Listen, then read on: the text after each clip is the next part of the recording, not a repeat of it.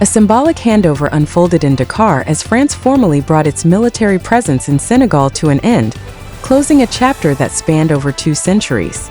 At Camp Jaia in Wakam, once France's largest base in the country, the Senegalese flag was raised with pride as French officers ceremonially handed over the keys to the base.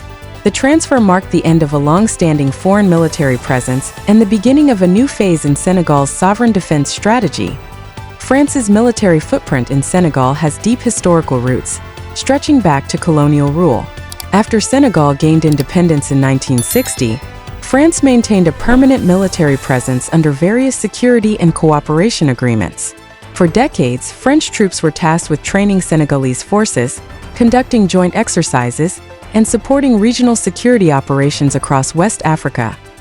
French officials have long emphasized that their mission went beyond the barracks.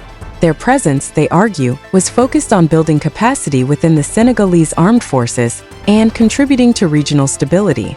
"Our mission was to train the Senegalese armed forces and others in the region," said one departing French officer. This partnership extended into local communities, logistics, and joint operations.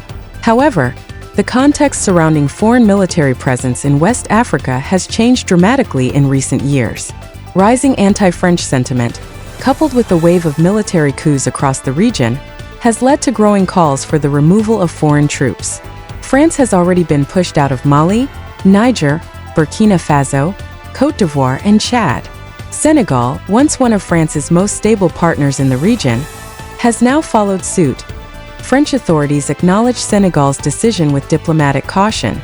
"We respect the decision of Senegal's authorities to no longer host a permanent foreign force," said a spokesperson. "This marks a shift, not an erasure, of our shared security history." For Senegal, the withdrawal is more than symbolic. It represents a step toward redefining its sovereignty and defense priorities. Senegalese officials have emphasized that the move is not about cutting ties, but about asserting control. "Our armies have embraced a new format, one that aligns with Senegal's vision for modern, sovereign defense partnerships," said a senior Senegalese military leader. Despite the withdrawal, Senegal has expressed appreciation for the role France played in shaping its armed forces.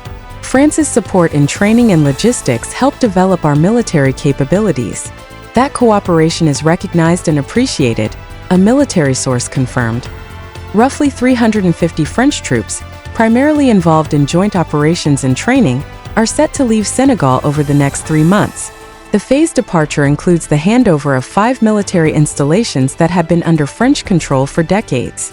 With these handovers complete, France's long-standing military presence in its former colony has officially ended. The move is part of a broader realignment in West Africa, where countries are increasingly asserting control over their security policies. The departure of foreign troops, especially former colonial powers, is being framed by many governments and civil society groups as a necessary step toward true sovereignty. For Senegal, the challenge now is to maintain regional security and stability without relying on permanent foreign forces. But there is also a sense of pride and determination, a belief that the country can shape its own future and manage its own security. France's departure from Senegal is not just a logistical operation. It is a powerful statement about the evolving nature of African politics and sovereignty. It underscores a broader movement across the continent, a movement demanding autonomy, equality, and the end of neo-colonial dependencies. As the last French units prepare to leave, the echoes of colonial history still linger.